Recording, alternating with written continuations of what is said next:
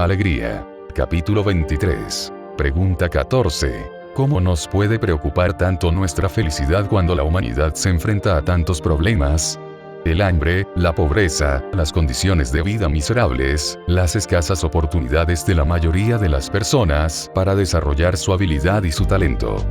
En realidad, hasta que no has dejado tus propios problemas, no puedes tener una perspectiva correcta para comprender los problemas del mundo.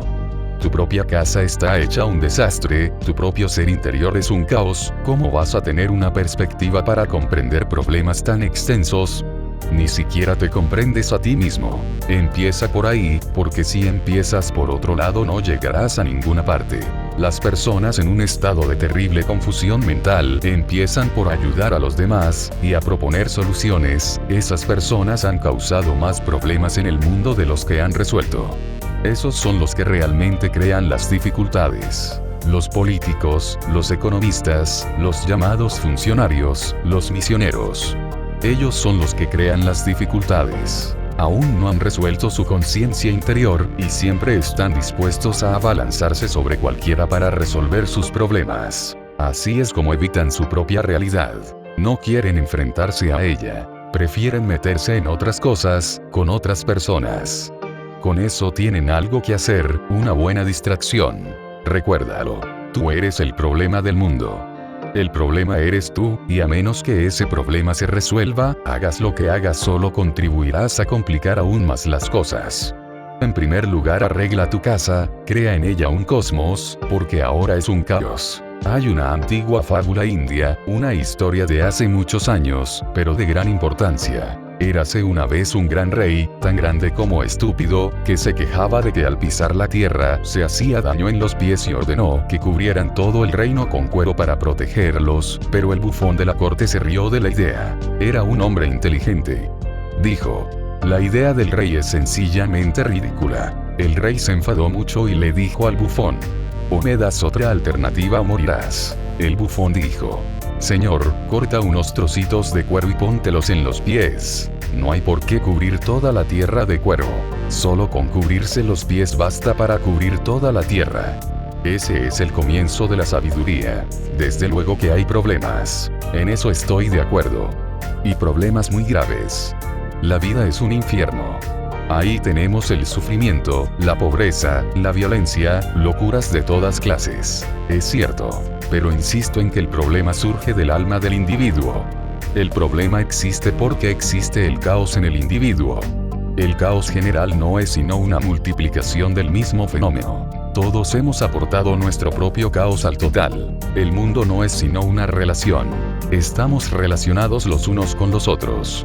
Yo soy neurótico. Tú eres neurótico, y la relación se vuelve muy neurótica. No solo se dobla, sino que se multiplica.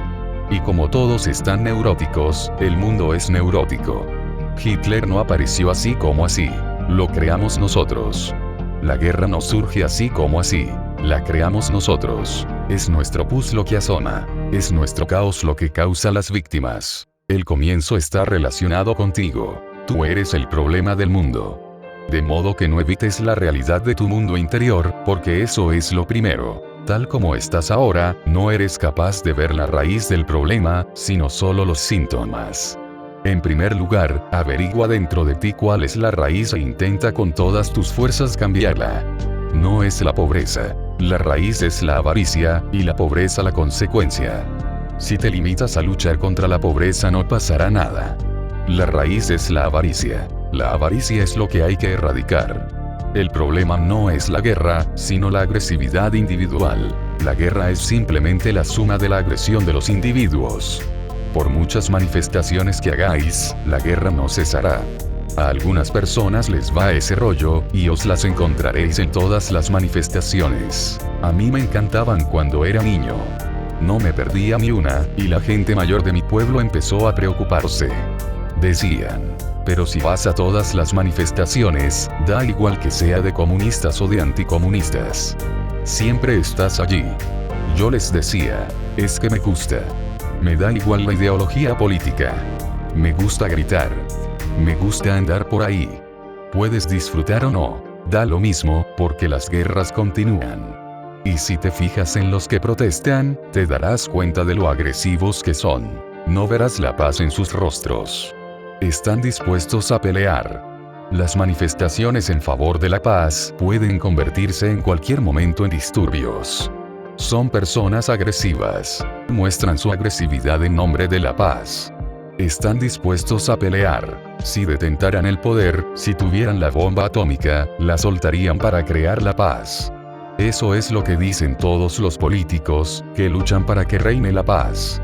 El problema no es la paz, y las manifestaciones no contribuyen a nada. El problema consiste en la agresividad interior de los individuos. Las personas no se encuentran a gusto consigo mismas, y por eso tiene que existir la guerra, porque en otro caso la gente se volvería loca. Cada década una guerra descarga a la humanidad de la neurosis. Quizás os sorprenderá saber que los psicólogos descubrieron un fenómeno muy extraño en la Primera Guerra Mundial. Mientras duró la guerra, el número de personas que se volvieron locas fue casi nulo. No hubo suicidios, no se cometieron asesinatos y la gente incluso dejó de volverse loca. Muy extraño. ¿Y qué tiene eso que ver con la guerra? Quizá no se cometieran asesinatos porque los asesinos estaban en el ejército, pero ¿y los suicidas? Quizá también estuvieran en el ejército, pero ¿y los locos? También dejó la gente de volverse loca. Lo mismo ocurrió en la Segunda Guerra Mundial, en mayor proporción, y entonces ya se conocía el vínculo, la asociación. La humanidad va acumulando cierta cantidad de neurosis, de locura, y cada década tiene que librarse de ella. Por eso cuando hay guerra, la guerra significa que la humanidad entera se ha vuelto loca, no hay necesidad de volverse loco individualmente. Todos están locos, y no tiene sentido intentarlo individualmente. Cuando una nación está asesinando a otra y hay tantos suicidios y asesinatos, ¿qué sentido tiene que se cometan a título individual? Puedes verlo por la televisión y disfrutarlo, leerlo en los periódicos y pasarlo bien. El problema no es la guerra, sino la neurosis individual. Hay que cambiar las raíces. Hace falta una transformación radical, porque las reformas ordinarias no servirán de nada. Pero quizá no lo entendáis. Hablo de la meditación pero no comprendéis la relación. ¿Qué relación tiene la meditación con la guerra? Yo sí veo la relación. Vosotros no la veis. Yo lo entiendo así. Si tan siquiera el 1% de la humanidad meditara, desaparecerían las guerras. Y no hay otra manera. Hay que liberar esa cantidad de energía meditativa. Si el 1% de la humanidad, es decir, una de cada 100 personas, se pone a meditar, las cosas adquirirán un cariz completamente distinto. Disminuirá la avaricia y, naturalmente, disminuirá la pobreza. La pobreza no existe porque haya escasez. Existe porque la gente acumula, porque son avariciosos. Si vivimos en el ahora, hay suficiente. La tierra tiene suficiente para darnos, pero si hacemos planes para el futuro, si acumulamos, entonces surge el problema. Pensad qué pasaría si las aves acumulasen. Que unas cuantas serían ricas y las demás pobres. Las aves de Estados Unidos serían las más ricas y el mundo entero sufriría. Pero como no acumulan, no hay pobreza. ¿Habéis visto un pájaro pobre? Los animales del bosque, no hay ninguno pobre ni ninguno rico. Ni siquiera se ven pájaros gordos y pájaros delgados. Todos los cuervos son casi iguales. No se los puede distinguir. ¿Por qué? Porque disfrutan, no acumulan. Incluso engordar significa que estás acumulando en el cuerpo. Es una actitud mezquina. Los avaros tienen estreñimiento. Ni siquiera pueden desprenderse de los excrementos. Acumulan. Controlan incluso la defecación, acumulan incluso la porquería. Acumular es un hábito para ellos. Vivir en el momento, vivir en el presente, vivir con amor, en amistad, el mundo sería completamente distinto. El individuo tiene que cambiar, porque el mundo no es sino un fenómeno proyectado del alma individual. Entonces se interesará por los problemas del mundo, pero su interés tendrá una dimensión diferente. Quizá no podáis comprenderlo. Hay personas que vienen a verme y me preguntan, ¿pero qué haces? Hay pobreza y hay fealdad, y tú enseñando meditación. Ya está bien. Haz algo por la pobreza. Pero no se puede hacer nada por la pobreza directamente. Hay que liberar la energía meditativa para disfrutar del momento. Entonces no habrá pobreza. El comunismo no va a eliminar la pobreza. No la ha eliminado en ninguna parte. Ha creado nuevas formas de pobreza, y peores, más peligrosas. El comunista es mucho más pobre porque también ha perdido su alma. Ha dejado de ser un individuo. Ni siquiera tiene libertad para rezar y meditar.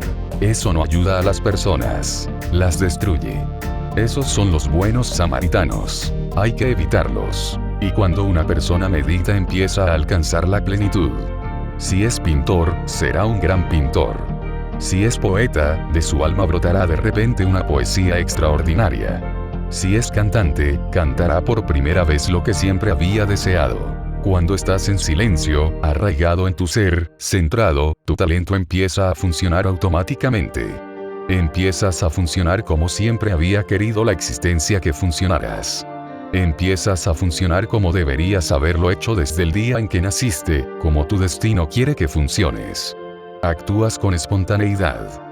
Empiezas a hacer lo tuyo, sin importarte si te compensa o no, si te hace más respetable o no. Te hace feliz, y con eso basta. Te llena de júbilo, y eso es más que suficiente. Pero a algunas personas les gustaría dar muchos rodeos. Querrían cambiar el mundo en primer lugar, y después volver a sí mismos.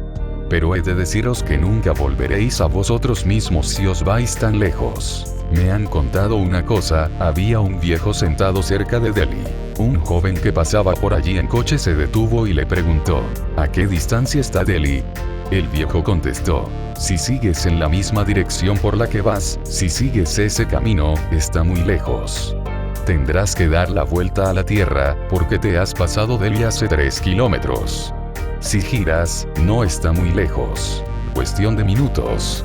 Si inicias un viaje para cambiar el mundo entero y piensas que así vas a cambiarte a ti mismo, no lo conseguirás. No podrás volver a casa. Empieza donde estás. Formas parte de este mundo tan feo y al cambiarte a ti mismo cambiarás el mundo. ¿Qué eres tú? Formas parte de este mundo tan feo. ¿Por qué vas a intentar cambiar a tu vecino? A lo mejor no quiere, no le interesa. Si te das cuenta de que el mundo necesita un gran cambio, tú eres el mundo más próximo a ti mismo. Empieza por ahí.